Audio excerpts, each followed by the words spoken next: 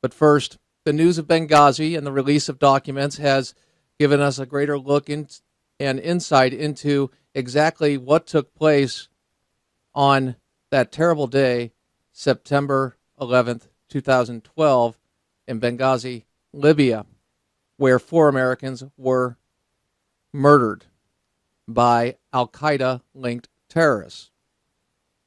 President Obama has made a number of statements regarding this event, and now we learn that, well, he knew much more than he let on, and he was not completely candid in his remarks.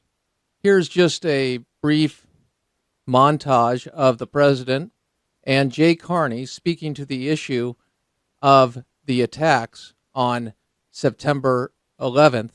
This is taken from the Rose Garden speech in which he lied to the nation during the debate, saying he called it an act of terror.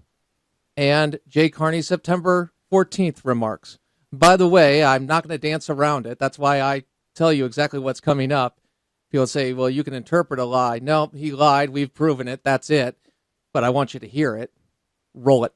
Since our founding, the United States has been a nation that respects all faiths. We reject all efforts to denigrate the religious beliefs of others. But there is absolutely no justification to this type of senseless violence. None. The world must stand together to unequivocally reject these brutal acts.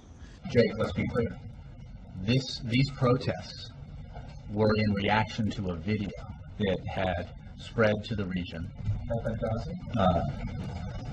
We really don't know. We don't know otherwise. We have no information to suggest that it was a pre-planned attack. The unrest we've seen around the region has been in reaction to a video that many Muslims find offensive. So the cause of the unrest was a video that did that something similar on. And I just want to be clear, that's true of Benghazi and Cairo. I'm saying that is what the incident in Benghazi, as well as elsewhere, these are all being investigated. What I'm saying is that we have no evidence at this time to suggest otherwise, that there was a pre-planned or ulterior instigation behind that unrest. We don't have and did not have concrete evidence to suggest that this was not in reaction to the film. Actually, the documents released prove that it was, in fact, a terrorist attack from the get-go, and they knew it. General Ham reporting to the defense secretaries before they went into the meeting with President Obama. Now, here is Hillary Clinton, Secretary of State Hillary Clinton, testifying regarding the events in Benghazi. Now, before I bring Hillary's clip on, I want to bring our guest on. He is Buzz Jacobs, co-director of Benghazi 9/11, Benghazi9-11.com. His outstanding article provides great insight to the campaign that is currently underway to advance Hillary Clinton and to rewrite history. And it is, Buzz, in the Daily Caller, outstanding piece.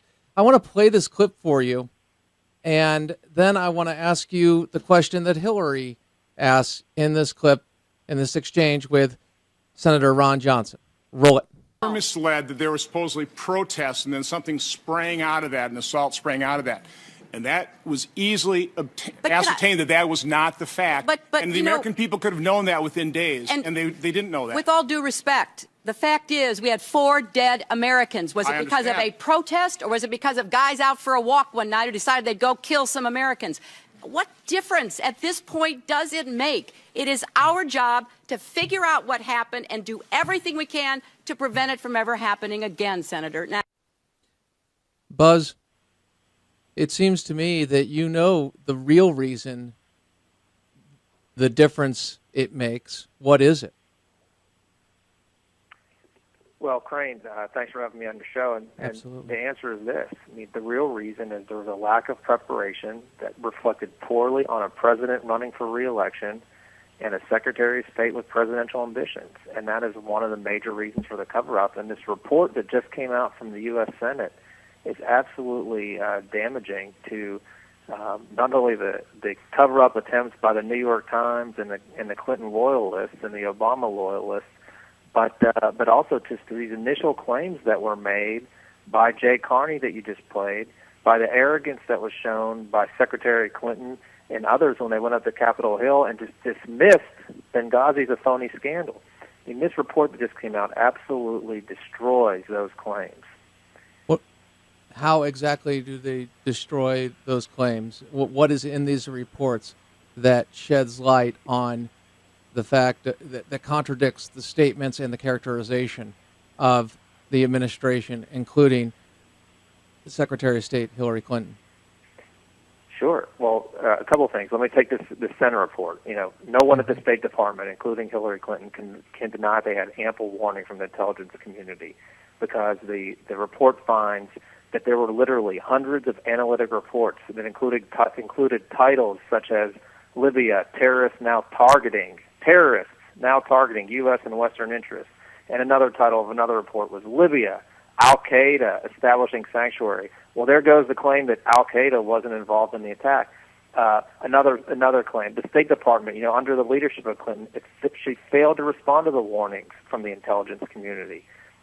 Despite the deteriorating security situation in Benghazi, the Clinton State Department leadership team denied and even ignored requests for more security, even some from Ambassador Stevens himself.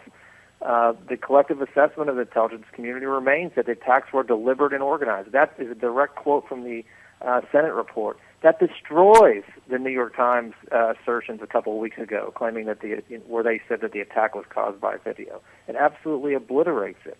And that's just a few of them. And there's more. There's many more. I encourage everybody to go and read the report for themselves, and they can see. I mean, the facts are there. And remember, that is not a Republican report. That is a bipartisan Democrat and Republican report. So it's extremely hard for the Obama administration to dismiss it, although they will. And and if I could point out, what I wrote in my Daily Caller piece was this: is that there's this attempt right now being taken by the Obama administration to rewrite history. And what they're trying to do is play semantics with words. The kind of the definition of is. You remember that, right? Surely. What's the theme of their campaign? They're trying to use this term core Al-Qaeda.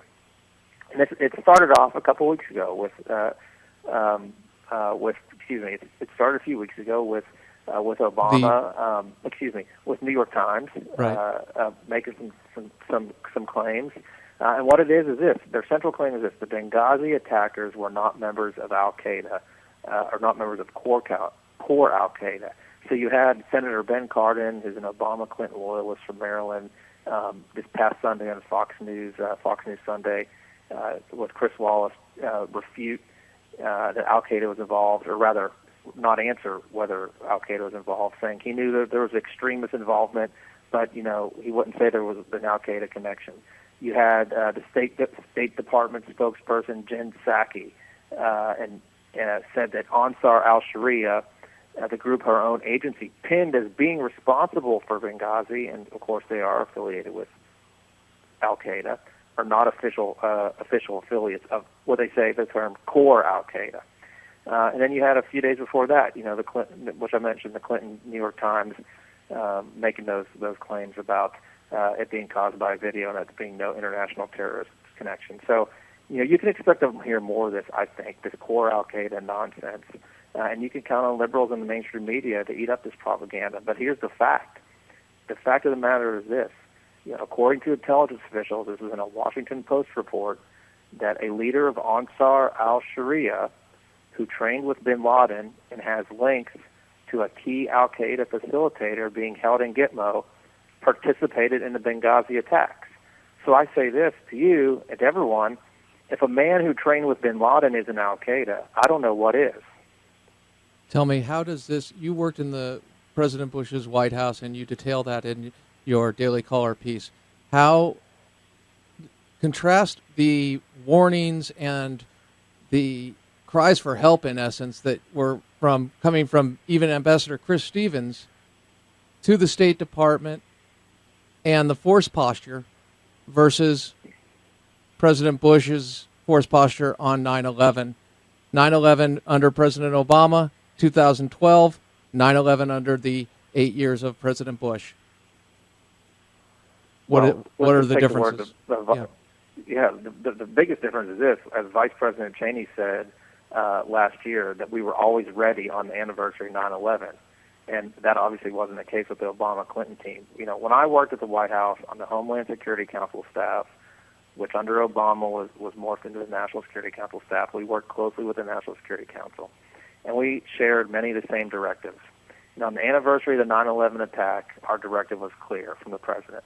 It was to leave no stone unturned, review all the intelligence, examine all security measures, prepare contingency plans, and review response actions. You know, we were to ensure that everything was protected, from the most remote outpost in the farthest part of the world to our malls, our airports, and our bridges here at home.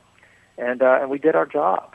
But in this case, I think when you compare and contrast to what the Obama administration did and the national security team of the Obama White House, they failed to pay attention to the clues. I mean, there were literally hundreds of analytical assessments, according to this Senate report that was just released, hundreds of analytical assessments that came out, yet they didn't alter their security posture. The military failed to have the Obama-Panetta Pentagon failed to appropriately position U.S. military resources, and as a result, when the attackers came, which we did have warnings about, not specifically, you know, there wasn't a smoking gun. There will be an attack at, 4 p.m. on September 11th, but there were plenty of other warnings that just were, frankly, just common sense that they should have been paying attention to, and they didn't.